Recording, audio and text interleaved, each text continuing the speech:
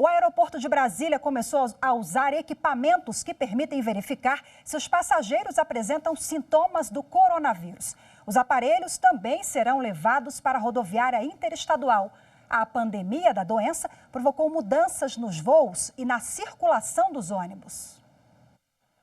Na rodoviária interestadual de Brasília, algumas medidas de prevenção já foram tomadas. Funcionários usam máscaras. Também foi colocado álcool em gel em diversos locais. Muitos passageiros usam máscaras como forma de prevenção contra o coronavírus. O governo do Distrito Federal anunciou que vai disponibilizar termômetros para ajudar a detectar passageiros que chegam ao Brasil com o novo coronavírus. Os equipamentos foram comprados para a Copa do Mundo de 2014 e permitem que os funcionários vejam quem tem febre, um dos sintomas da Covid-19. Além disso, um outro aparelho também permite detectar a presença do coronavírus no ar. Tanto na rodoviária quanto aqui no aeroporto, não é difícil encontrar passageiros preocupados com a chegada do vírus ao Brasil. A gente está agora usando máscara e eu já quero comprar luvas para ela, porque andar com criança, eles ficam pegando tudo, né? E a gente está bem preocupada, porque está crescendo muito o número de pessoas, né, com o vírus. E a gente está voltando para casa e viagem esse ano eu acho que já está cancelado. Tomara que isso acabe logo, né? Já houve no Brasil essa história do vírus, né? E a gente teve sucesso, né? Não está ocorrendo tanto como está na China, né? A China a coisa está feia. Algumas companhias aéreas decidiram suspender voos domésticos e internacionais.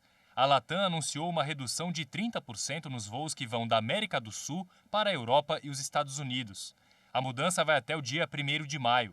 A empresa também definiu regras para alteração das datas e reembolso do valor das passagens. Outra companhia aérea que decidiu agir diante da pandemia foi a American Airlines, que suspendeu todos os voos para o Brasil.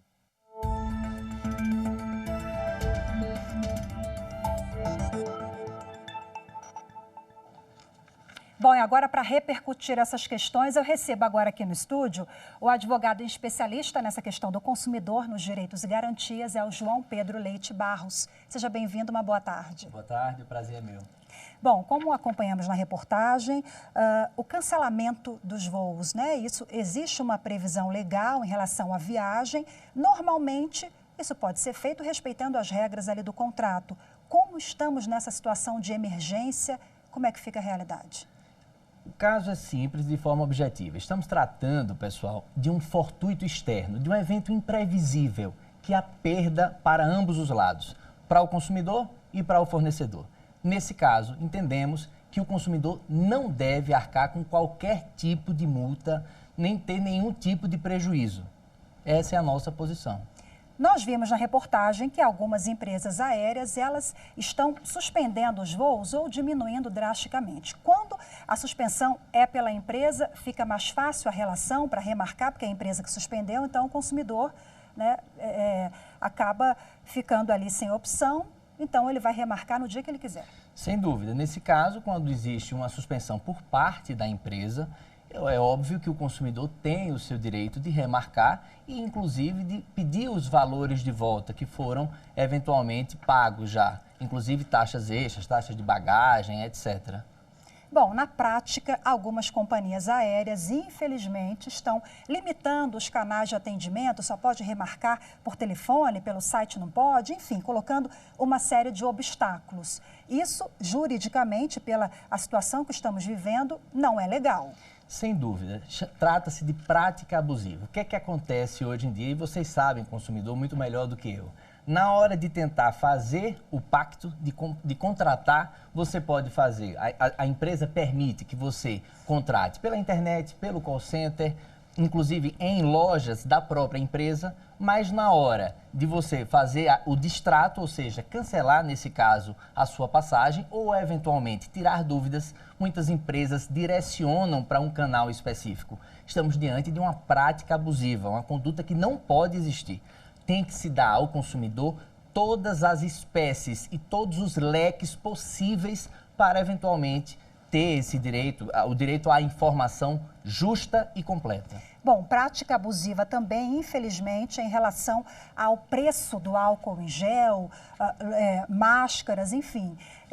essa prática é ilegal e como o consumidor ele pode agir nessas situações? Olha, a gente percebe que hoje em dia, boa parte das empresas tem se valido dessa situação, uma situação extrema que estamos passando, e aumentado os valores. Nesse caso, valores de álcool em gel, de produtos que são para a prevenção do coronavírus. Nesse caso, não pode existir. Estamos diante de uma conduta abusiva. Isso não é legal, não é permitido. O que existe, que não é nesse caso, é que se eventualmente houver um aumento nos custos dos insumos, aí sim seria possível aumentar o valor, mas não é o caso. Então cabe ao consumidor, nesse caso, buscar os órgãos especiais, como o Ministério Público, a Defensoria Pública e também os PROCONs para fazer essa denúncia. Você falou no aumento de valor dos produtos, pelo contrário, o governo federal e em outras esferas, eles estão, por meio de decretos e outras medidas, até atuando nessa questão financeira, porque a saúde também financeira das empresas, né, a gente precisa levar em consideração essas duas questões. Então, vale a conscientização dos lojistas que muitas vezes, né, das empresas que se aproveitam dessa questão. É uma realidade, né? Sem dúvida. Nesse caso, também cabe ao consumidor a ter em mente o bom senso, a boa-fé.